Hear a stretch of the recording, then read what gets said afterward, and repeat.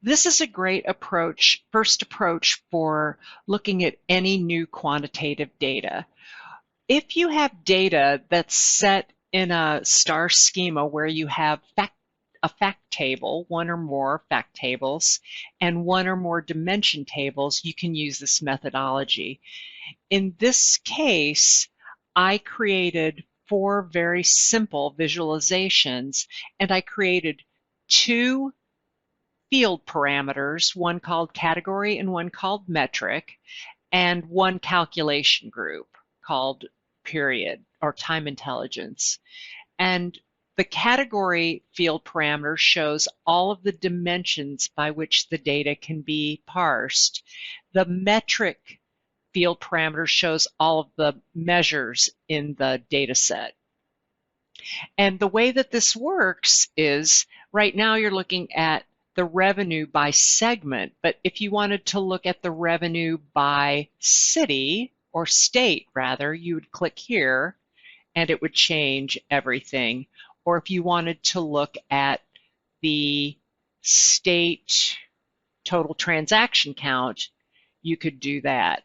And in this way, you pair up as a first shot, you'll pair up every measure to every dimension, and then you can take that back to the users and find out which combinations make the most sense in their work.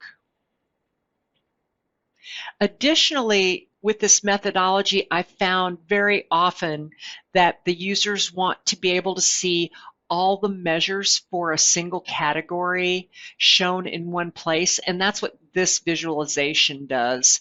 This shows all of the measures against a single category, and if you change the category, obviously that would change the way that that viz appears, right? So now we've got customer category and all of the measures.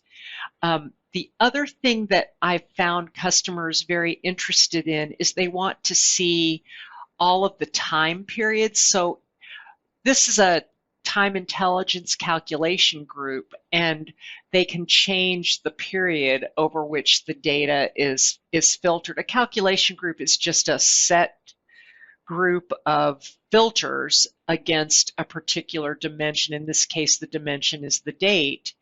And so if they wanted to see the prior month data, they could just click here.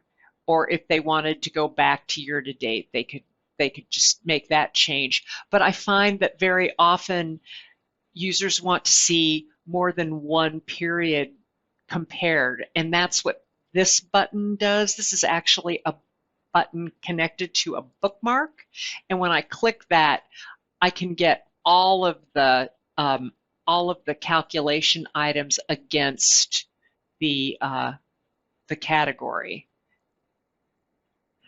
And then additionally, this is a summary level, so I also have included in the dataset a drill through. So if you were to click on, for instance, one of the customers, then the drill through button lights up and you can go and see a drill through to just those customers in that time frame.